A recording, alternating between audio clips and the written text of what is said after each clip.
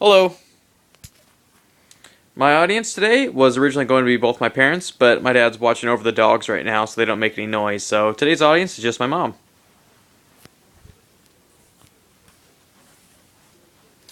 Okay. My name's Eric Manthe, and today I'm here to give you an informative speech on the history of heavy metal music. Now, when you listen to different types of music, it may depend on the type of mood you're in. Say, for example, if you want to relax, you may want to listen to a softer, calmer music. If you want to dance, you'll maybe listen to music with a faster tempo and beat. And for some people, maybe when they want to get their adrenaline going and they want to listen to something that makes them empowered and entitled, they want to listen to like a heavier and aggressive music. Now, this usually means listening to heavy metal music. Heavy metal music in particular is known for being a culture of having a history of rich artists, compositions, and a culture itself. So why is it that this genre of music, amongst many other genres of music, is constantly stereotyped, dismissed, and overlooked as somewhat of a primitive type of music? Well, today I'm here to give you a brief history on heavy metal music and how some of the fans are portrayed and how some of them really are in real life. The history of heavy metal itself draws from so many different influences and cultures, from jazz to classical to older blues.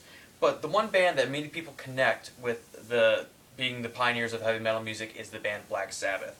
Now, Black Sabbath they emerged at a time when it was about hippie culture and peace and love, and it was very much a scene where light music took over the radio waves.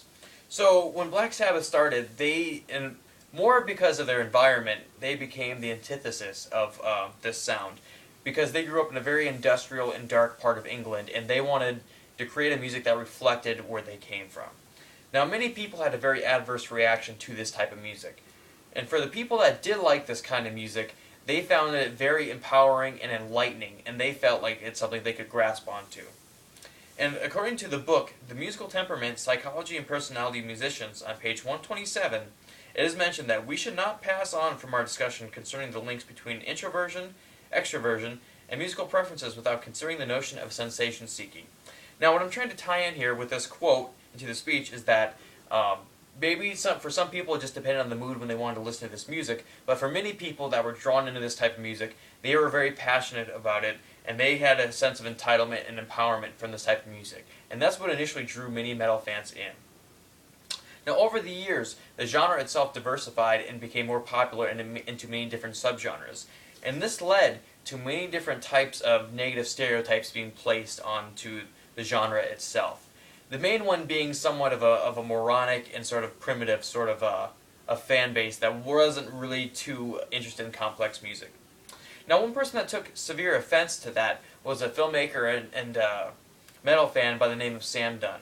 And he was given an interview to a blogger named Mike Shaw. And during this interview, he was asked why he wanted such a wide base of different metal musicians to interview for this movie. And his reply was, at this time he was asked why he picked guitarist Tony Iommi from Black Sabbath over Ozzy Osbourne, who many people know in the mainstream media. He said, "Tony had a bit more to say. Our intention and motivation was to create a film that was smart and gave the music the respect we always felt it had deserved. It was really just a matter of asking the right people the right questions. Growing up, it felt like most of my metal friends were very articulate people. It wasn't like we were always walking around smashing beer cans on our foreheads, which was the standard portrayal amongst the mainstream media.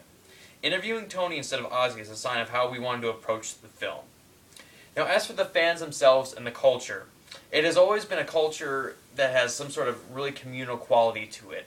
I think mainly because of all the adversary and all the objections to this sort of angry and heavy music, many people were really scared off by this type of music, and the people that did enjoy it felt like they had some sense of entitlement, and they really had to protect and preserve the name of heavy metal. So I think it drew together this communal sense amongst the metal community. So if it wasn't for the angry or inspiring sounds that they got from this music, they were also could have been pulled in by the musical complexity of some of the artists.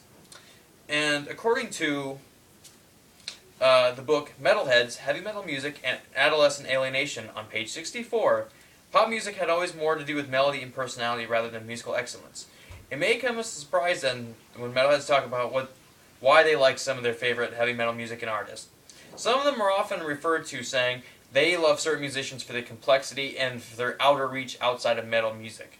Um, some of them are into musicians that came from classical and very bluesy sort of references. So they always felt the musical complexity that they brought to the music was more important than just a look or an image. So comparing with the communal gathering that metal musicians had, they also felt like the musical complexity itself was much more dynamic and complex than other musical genres. This in turn created one of the many reasons why it brought metal fans together. So in conclusion, I mentioned 3 different things today that I hope I informed you on. The first was how heavy metal music, in a nutshell, was created. 2, how it has been negatively marginalized by the mainstream sources. And 3, how passionate some of its fans are, and for their reasoning and love of heavy metal music. And my name's Eric Manthe, and today that was my informative speech. Thank you for watching.